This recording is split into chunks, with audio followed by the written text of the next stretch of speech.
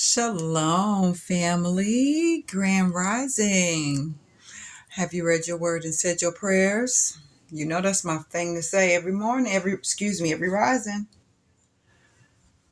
Whew. So, yesterday I decided to check out, just look at some of my videos because I know normally I do that. I just make it and post it.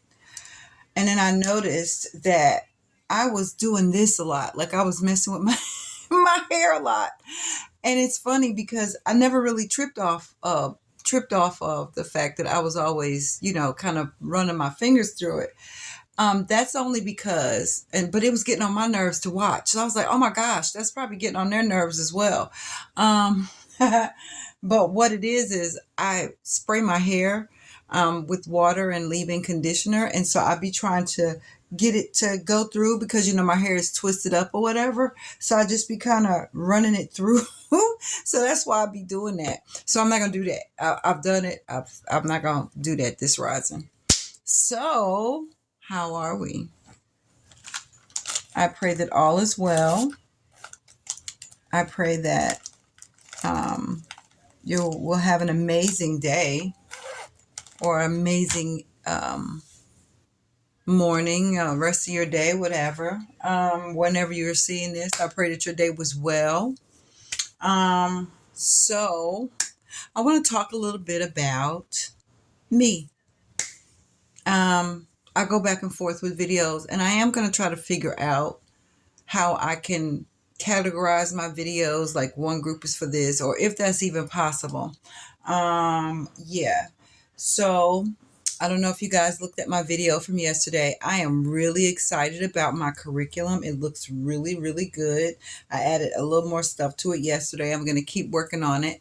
Then I'm going to reach out to my pastor because we have a lot of teachers um, in my family. SOC family. And I'm going to talk to some of my other sisters and brothers to see if maybe we could work this out together because, we're family, so we do things as a family. So, yeah, I'm really excited about the curriculum. And this rising, my grandson and I, he likes to do some of his work in the rising before class starts because the more he gets done, the quicker his day ends. So we were doing some history this rising. Well, I tell you, when I see that history, it just does something to me. It really, really just does something to me, and I just cannot stand it. I cannot stand it. But yeah, we're gonna get this curriculum off and running, and I'm excited. I really am excited. Um, Pastor Kofi's going on vacation, so he won't be back until the November 1st. So he did an amazing, I mean, not that he doesn't. I brag on my pastor because he's awesome. He does an awesome job with teaching us the word and giving us truth. And so this rising boy, he was on fire. I'm gonna have to share it on my YouTube channel because he was on fire this rising. And so yeah, he's awesome. Uh, it's gosh, I hate that I wasn't able to go with them this year to celebrate our Feast of Tabernacles and things. But next year, I'm gonna be there, me and my grandson. And if I can get my daughter or any of my other grandchildren, we're going. So yeah, absolutely. So let's talk about being a mom at 16. Being a mom at 16 was hard for me. Being a mom at 16, still going through your emotions, going through puberty, and having the abuse that I was going through, and the mental, physical, spiritual. I mean, it was just abuse all up and down the board, right? And now, on top of that, now I'm somebody's mother with no job, no place to live, still hopping from house to house to house, trying to find somewhere stable. Now I have a baby. I can remember when I first had my son, he was the most beautiful baby I'd ever seen. And I know all parents say that. Um, and I just looked at him and I just cried profusely. I could not stop crying. One of the nurses came in. You know how they always checking on you and stuff. And she came in and she was a black nurse. And she was almost like a mother figure. Boy, it was so wild because she just grabbed hold of me and she just, oh my greatness, she made me feel so amazing. I wanted to go home with her. Whenever I met anyone like that, I always wanted to be up under them. I always wanted to be a part of their life because I felt like it was something I never got, especially a mother's love. I didn't know who my mother was, never seen her, not even a picture, even, you know. And then, still at that time, when I was 16, I still believed that my dad had unalived her. Um, and so, I just cried and I just could not stop crying. And I don't remember if I talked about the Wheelers. I think I did talk about the Wheelers. Um, I was living with them before I got pregnant. Not before, during my pregnancy, towards the end. I didn't like the husband at all. And, because he was just doing stuff. And because I just had this baby, I didn't know where to go. I didn't have anywhere to go. And actually, family members that used to let me come over, they didn't really want me around, and I don't fault them at all, as an adult today. I don't fault them all because I wouldn't have wanted me around either. Like, girl, I'm sorry, but Um, but I did go back to the Wheelers for a little bit. Um, and I thought I was gonna have to get with Mr. Wheeler. I was gonna get a knife and cut his throat because I was, oh, excuse me. I have to really pay attention to stuff I say. I wanted to unalive him, like straight up, because, sir, what you're not going to do is keep pretending like you don't know I'm in this bathroom when you could hear the water because I'm taking a shower. He would just do stuff like that. If I haven't, like, gotten into the Wheelers, I will another time. But yeah, so I stayed with the Wheelers for a little while, and I ended up staying with my friend Vicky for a little while. I mean, like I said, I was house to house with a baby, not knowing what to do, not knowing where to go. It seemed like I was always starting over. Or not so much starting over, just trying to start, not having a home, not having no family for real, not having no love, no support. Because even the ones that were trying to help me, who was trying to show me some kind of love, I didn't trust it. I didn't understand it. It didn't make sense to me. So I just wasn't the best person to try to help. Cousin Willis always did her best to try to help me. But because I love and still love her. She's gone now, but she had a really huge impact on my life. But her husband, I hated him. And I know his daughters, and they may come across my channel one day, and I apologize, but I hated him. The things that me and he did, really, I wanted to take him out with his own pew pew because he was a police officer. Um, so being homeless or just not stable with a baby, trying to feed him and all the things, it was rough. It was so rough. And I was already an angry child. So I just was even more angrier. I just hated the world. I hated everything. I hated everybody. And then there's this baby.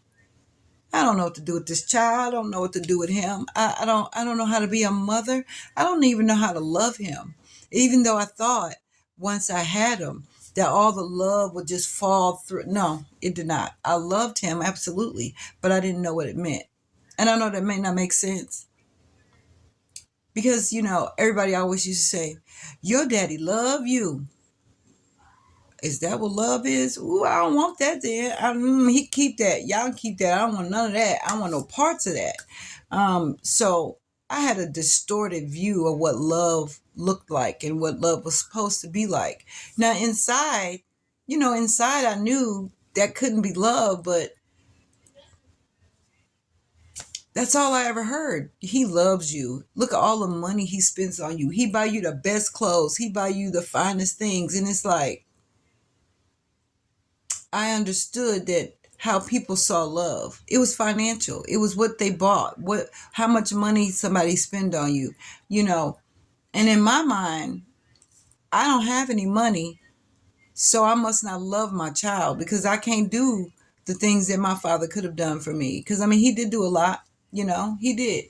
But I was so confused. Like I had to go through HELL in order to get that love, okay? And it was like I didn't want it and I hated it. But like I said in my other video, if I'm not mistaken, I ended up talking about I realized what men like and I realized what men wanted and I wanted to be the best at it. So I decided to find me one, and he had to have money. And if you wanted some sex, fine. I don't care about that no way. So here you go, have it. And I'm gonna do you good, right? And give me some money. So for years, and I mean many years, that is what my choice was. That was what I did. Now, mind you, after the act was over and I would go or be at home by myself, well, not by myself because I had a child, but not even home, but when I used to go to my room, because if anything, I had a room with my son, I would just cry because I hated it. I felt nasty. I felt dirty. I felt disgusting. But I continued to do it so that I can have money. When you're on welfare, you don't get much. Okay. So I got $322 a month. And wherever I stayed, they took that, the whole thing. Okay. Um, Now, the food stamps, I would have to buy food. But it was rough because I was not able to do what I wanted to do. I had to make it work some kind of way.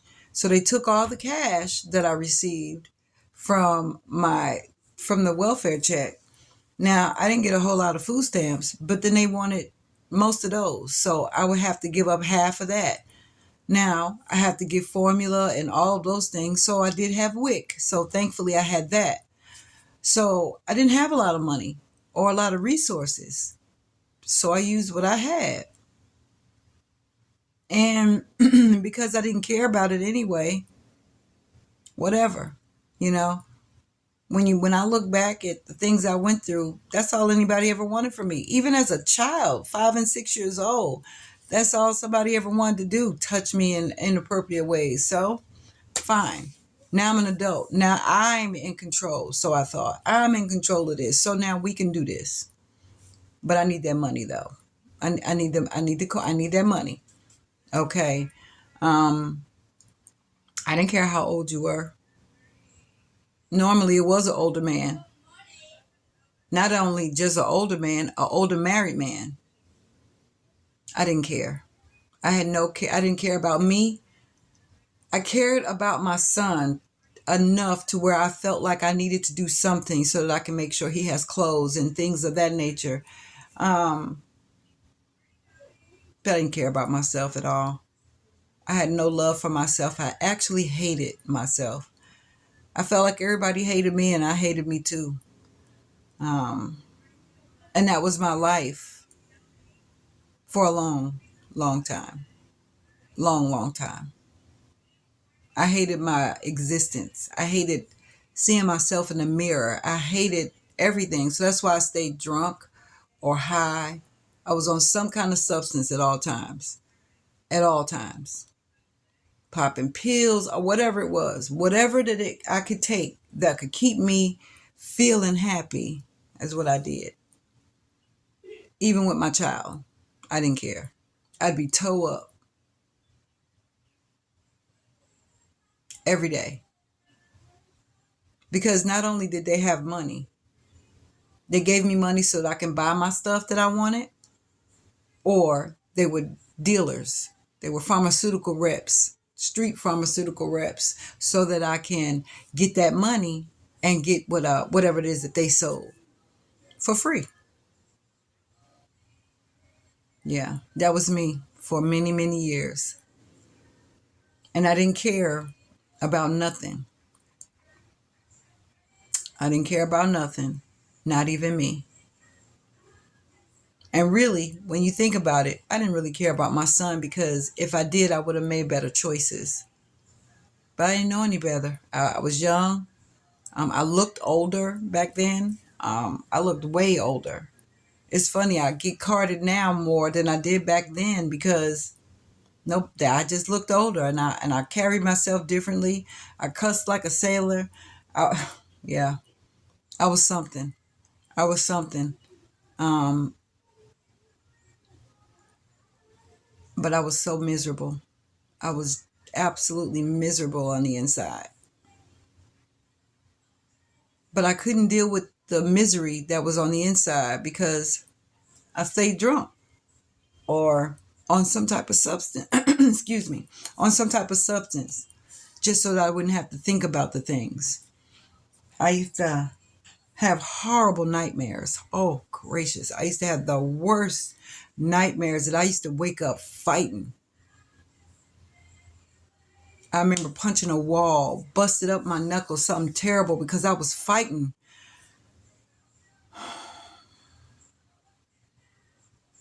Yeah, it was rough. It was horrible. And then I got pregnant again. Did I know who the father was? It took me a while. I had to do some process of elimination. Oh, that's him. Yeah, I was out there. I was out there. I didn't raise him. His name was Taekwon Lamar Belton. He looked just like his dad, too, who was a big time dealer at the time. Ivory. I never told Ivory that I had his child. And I never got to raise Taekwon, and I wanted to. And I pray that one day before I leave this earth, that he and I will get to meet each other and see each other. He was born July 19th, 1988.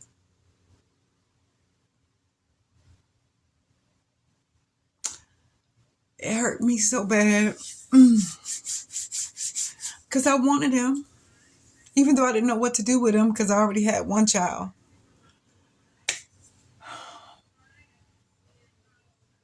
I'll tell you about that story later. I'm sorry. I'm going to end this video because I'm not going to be crying on camera. So, you guys have an amazing day. On my next video, we'll talk about Taekwon. Shalom, family.